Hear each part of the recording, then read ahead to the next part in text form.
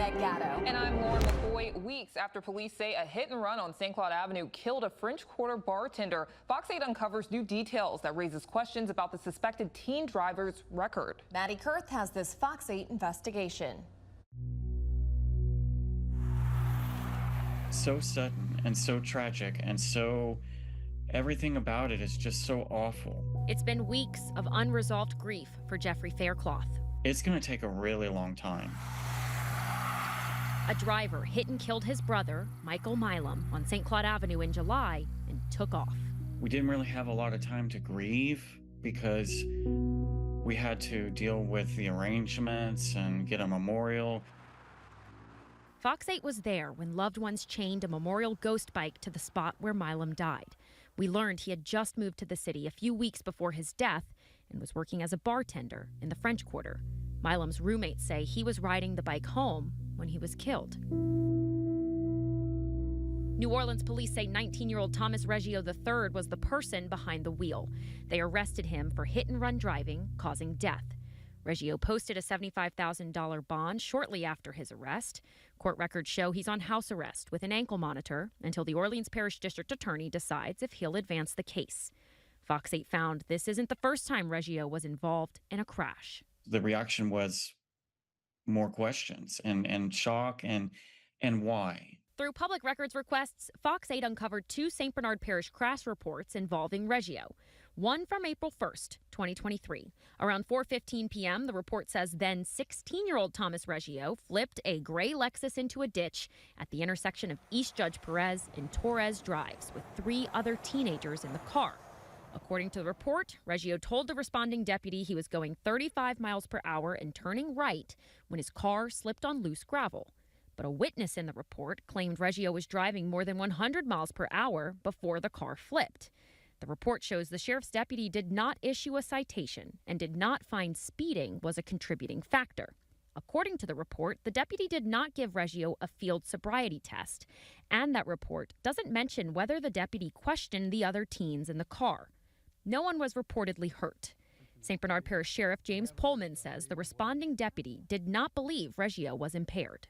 My deputies have a lot of discretion when they investigate these type of incidents. Pullman says the deputy on scene decides whether a field sobriety test is warranted. There would have to be some type of suspicion that the person is impaired before we would further test. 7 months after the flipped car incident, deputies say Reggio was doing donuts in his truck in a parking lot when he sideswiped another teen's parked truck. That crash report indicates no one was injured. Sideswiped his buddy's truck, so we figured, two of these guys, they damaged their own vehicles.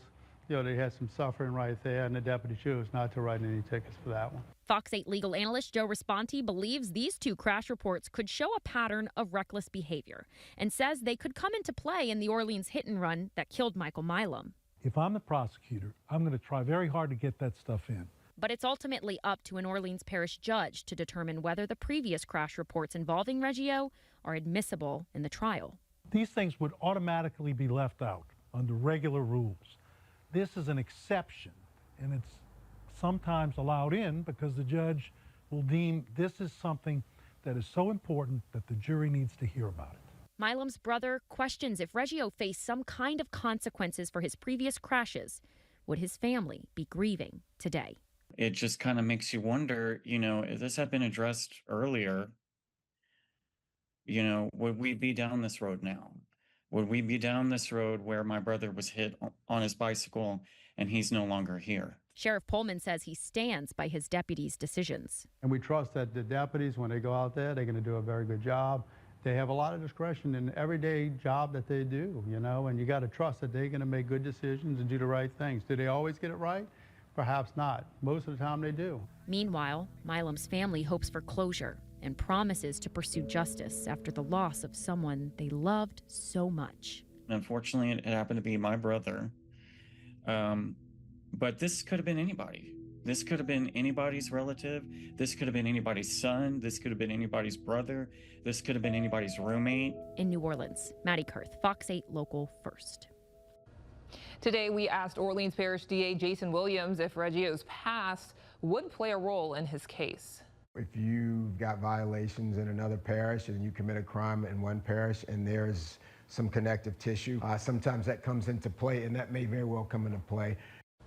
He says it's too early to say for sure. Fox 8 has made multiple requests for comment to Reggio's defense attorney, but we have not heard back at this time. Reggio is due in court next month for a hearing.